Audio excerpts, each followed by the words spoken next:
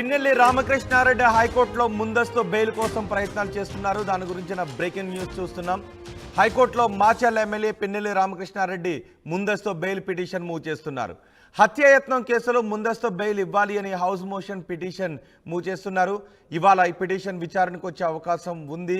ఇవాళ విచారణకు వచ్చే సమయంలో పిన్నెల్లికి మరో జలక్ కూడా ఇవ్వబోతున్నారు.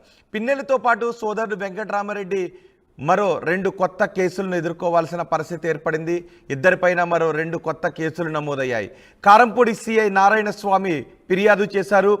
307 కింద ఈ కేసు నమోదైంది. కారంపూడి సిఐ నారాయణ స్వామి ఫిర్యాదుతో 307 ఐపీసీ సెక్షన్ కింద పిన్నెల్లి సోదరులపై కేసు నమోదైంది. కండ్లకుంట టీడీపీ ఏజెంట్ మాణిక్యాలరావు ఫిర్యాదుతో 0 ఎఫ్ఐఆర్ నమోదు చేశారు. తమపై దాడి చేశారు అని మంగళగిరి రూరల్ పోలీసులకు మాణిక్యాలరావు ఫిర్యాదు చేశారు. ఈవీఎం ధ్వంసం కేసులో జూన్ 6 వరకు పిన్నెల్లిని అరెస్ట్ చేయొద్దు అని హైకోర్టు ఇప్పటికే మధ్యంతర ఉత్తర్వులు ఇచ్చింది. ఆ తర్వాత పిన్నెల్లిపై మరో 2 హత్యాయత్నం కేసులు నమోదయ్యాయి. దీంతో పిన్నెల్లి హైకోర్టును ఆశ్రయిస్తున్నారు ముందస్తు బెయిల్ కోసం. మరింత సమాచారం మా ప్రతినిధి రామారావు అందిస్తారు.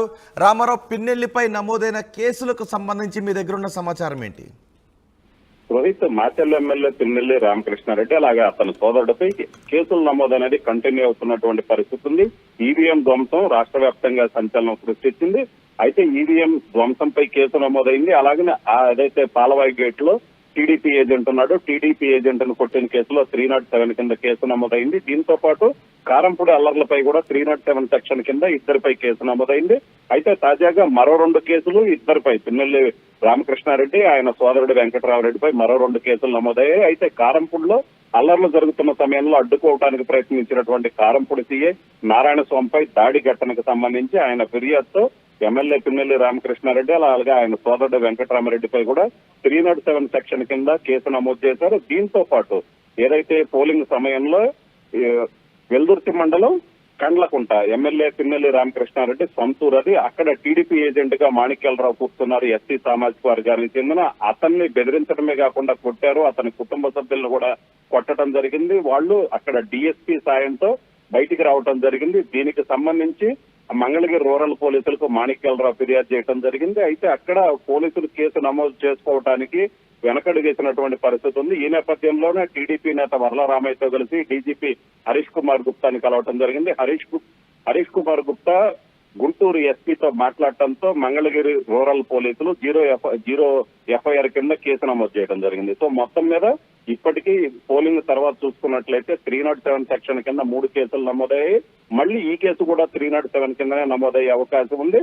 సో మొత్తం 4 కేసులు కూడా నమోదైనటువంటి పరిస్థితి ఉంది. ఈ నేపథ్యంలోనే పిన్నెల్లి రామకృష్ణారెడ్డి హైకోర్టులో ముందస్తు బెయిల్ కోసం ఏదైతే 307 సెక్షన్ల కింద ఉన్నటువంటి కేసులకు సంబంధించి ముందస్తు బెయిల్ కోసం నిన్న హౌస్ మోషన్ పిటిషన్ దాఖలు చేయడం జరిగింది. అది ఈ రోజు విచారణకు వస్తుంది. అయితే సిఐ నారాయణ స్వామి తరపు లాయర్లు అయితే మాత్రం హైకోర్టులో క్లియర్ గా నిన్న జరిగినటువంటి హౌస్ మోషన్ పిటిషన్ మీద జరిగిన విచారణలో క్లియర్ గా చెప్పడం జరిగింది. 307 హత్యాయత్నం లాంటి తీవ్రమైన నేరాలు ఉన్నప్పుడు బెయిల్ ఇవ్వటం అనేది కరెక్ట్ కాదు. ఇలాంటి కేసుల్లో బెయిల్ ఇవ్వకూడదని సుప్రీంకోర్టు ఏదైతే ఒక సూచన చేసిందో ఆ సూచనను కూడా పరిగణలోకి తీసుకోవాలని చెప్పడం జరిగింది. అయితే దీనికి సంబంధించి ఈ రోజు పిన్నెల్లి రామకృష్ణారెడ్డి ముందస్తు బెయిల్ పిటిషన్ మీద ఈ రోజు విచారణ జరిగే అవకాశం ఉంది. ఎందుకంటే ఇప్పటి వరకు ఈవీఎం ధ్వంసం కేసులో 6వ తారీఖు వరకు అరెస్టు చేయొద్దని చెప్పి హైకోర్టు ఆదేశాలు జారీ చేసింది.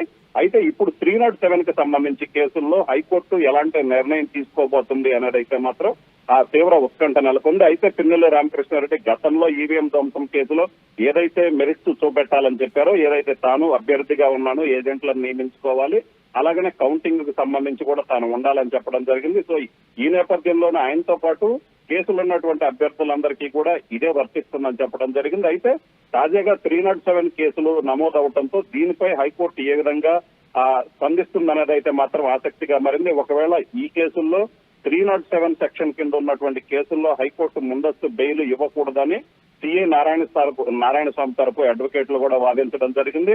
మరోవైపు చూసుకున్నట్లయితే వీటన్నిటికీ సంబంధించి కూడా పూర్తి స్థాయిలో దర్యాప్తు చేయాలి. అలాగనే ఏదైతే పిన్నెల్లి రామకృష్ణారెడ్డి హైకోర్టు షరతులు ఏదైతే ఉన్నాయో ఆ షరతులు కూడా ఉల్లంఘించారని కూడా చెప్పడం జరిగింది.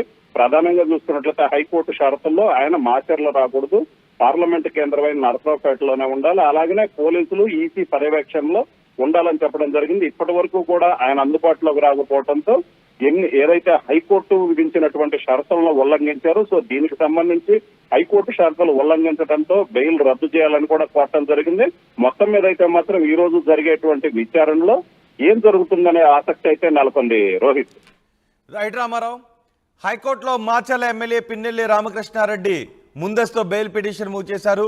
హత్యాయత్నం కేసులో ముందస్తు బెయిల్ ఇవ్వాలి అని హౌస్ మోషన్ పిటిషన్ మూవ్ చేశారు. ఇవాళ విచారణకు వచ్చే అవకాశం ఉంది. అదే సమయంలో పిన్నెల్లితో పాటు సోదరుడు వెంకటరామరెడ్డి పైన మరో 2 కొత్త కేసులు నమోదయ్యాయి. కారంపూడి సీఎన్ నారాయణ స్వామి ఫిర్యాదుతో సెక్షన్ 307 ఐపీసీ కేసు నమోదైంది. కండ్లకుంట టీడీపీ ఏజెంట్ మాణిక్యాలరావు ఫిర్యాదుతో 0 ఎఫ్ఐఆర్ నమోదైంది. తమపై దాడి చేశారు అని మంగళగిరి రూరల్ పోలీసులకు మాణిక్యాలరావు ఫిర్యాదు చేశారు. ఈవీఎం ధ్వంసం కేసులో జూన్ 6 వరకు పిన్నెల్లిని అరెస్ట్ చేయొద్దని ఇప్పటికే హైకోర్టు మధ్యంతర ఉత్తర్వులు ఇచ్చింది. ఆ తర్వాత పిన్నెల్లిపై మరో 2 హత్యాయత్నం కేసులు నమోదయ్యాయి.